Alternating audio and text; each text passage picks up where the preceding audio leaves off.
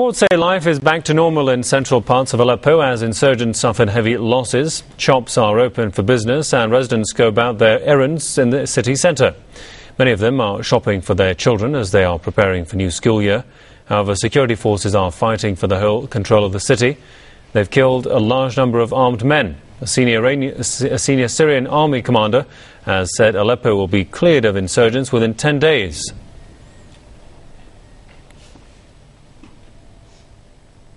PressTV's Maya Nasser, our correspondent, joins me live from Damascus to tell us more about the situation in Aleppo. Maya, you were previously in the city of Aleppo. We had a report earlier by AFP claiming there was calm in the city of Aleppo. First of all, how credible is this report and how much do you know about the tensions going on in Aleppo?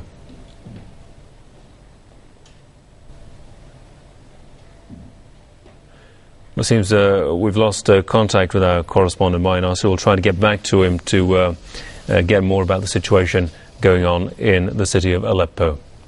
Moving on now. Meanwhile, humanitarian assistance to Syrians hit by violence remains a major concern.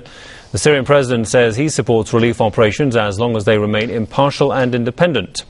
Bashar Assad made the comments in a meeting with the president of the International Committee of the Red Cross, Peter Mora, in Damascus. During the meeting, Mora and Assad discussed ways to provide more basic necessities to those caught up in the violence. Mora also stressed the need to protect civilians from the ongoing conflict raging in the country.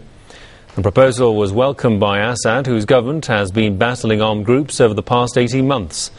The violence has so far claimed thousands of lives and left tens of thousands more homeless. The number of Syrian refugees fleeing the country is also on the rise. A new UN report says 100,000 people sought refuge in neighbouring countries in August alone.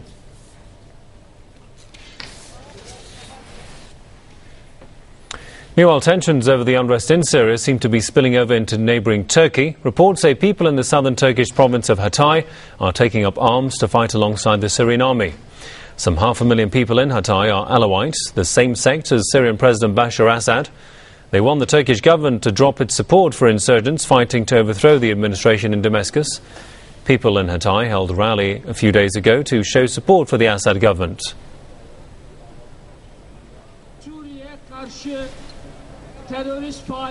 Well, it seems we've once again established contact with our correspondent Maya Nasser in Damascus. Maya, we were talking about the situation in the city of Aleppo. We were receiving reports earlier by the AFP that claimed that the city of Aleppo is currently calm as we speak.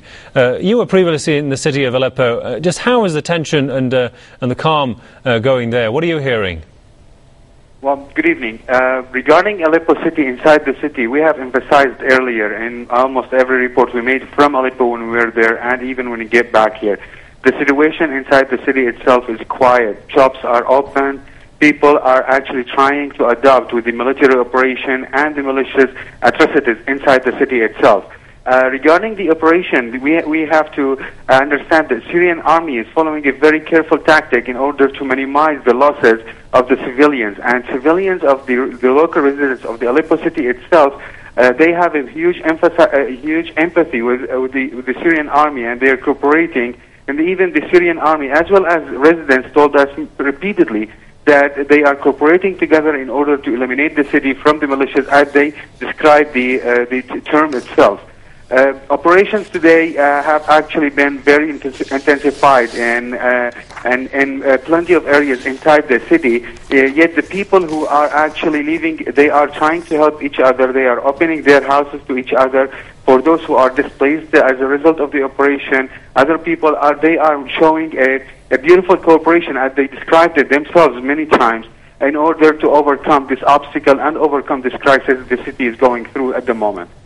And what more can you tell us about the situation in the capital of Syria itself, in Damascus itself? What are the latest developments happening there? Well, Damascus itself, is witnessing quiet days since a few days right now. Yet today we have also been informed that a few hours ago, in fact to be exact 3 hours ago, a demonstration against the militias went out inside the Yabrud, the town of the countryside of Aleppo, of Damascus. This demonstration was led by a woman, 56 years old, a woman called Samira Kapoor, calling for the militias to leave the town, refusing to have control by those militias. Militias in town returned against this demonstration with fires, killing her brother Samir Kapoor, and we have been informed that she is now been wanted, and the militias are trying to find her and to punish her for her action.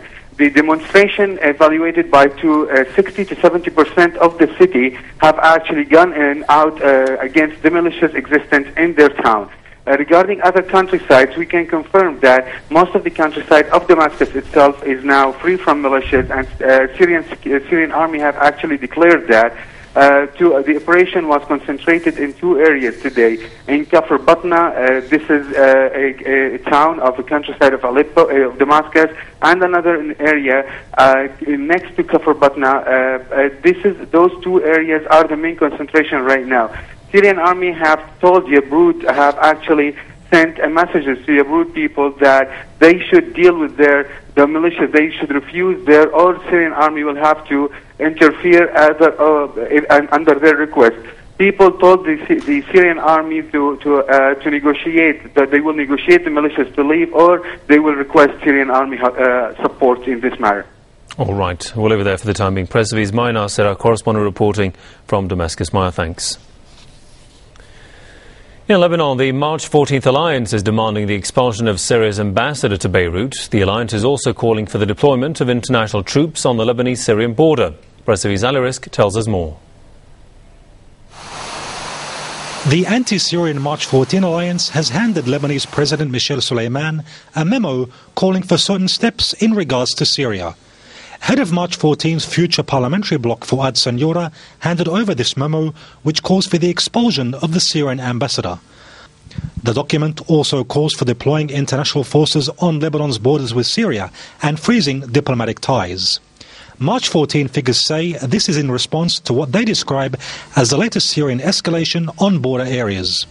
If the government does not respond to our demands, then March 14 will send delegations to the Arab League and the UN to discuss the deployment of international troops on the border with Syria. Then this step could be implemented. We cannot allow the violation of our sovereignty from any side. And while the Syrian army has recently targeted certain areas in Lebanese territory, Syria's ambassador to Lebanon says such action is a retaliation to armed elements who launch cross-border attacks on the Syrian military. The Syrian representative, along with Syria's allies in Lebanon, says that the armed elements are being provided with assistance from the March 14 alliance. Members of March 14 are providing a safe haven for Salafists and other extremists to fight Syria. We also saw how Western and European delegations visited the borders areas. The government should be vigilant towards this matter and take the necessary measures. Once the government takes these measures, it will discover that Syria is right. Members of this anti-Syrian political group have met with some of the most extreme anti-Assad politicians who have visited Lebanon. Among them are US Senators Joseph Lieberman and John McCain, the strongest advocates in Washington for arming the opposition. France's Foreign Minister Laurent Fabius, whose country represents probably the most vocal anti-Syrian Western voice, also recently met March 14 members in Beirut. The enmity between Damascus and March 14 goes back to 2005, following the assassination of former Premier Rafiq Hariri. At that time, this political group, along with Washington and Paris, pointed the finger at Damascus prior to any investigation, something which Syria strongly denounced. Now, regardless of all the accusations, what is certain is that the March 14 alliance would be very happy to see Assad go. Ali Risk, PressTV, Beirut. A French-speaking Canadian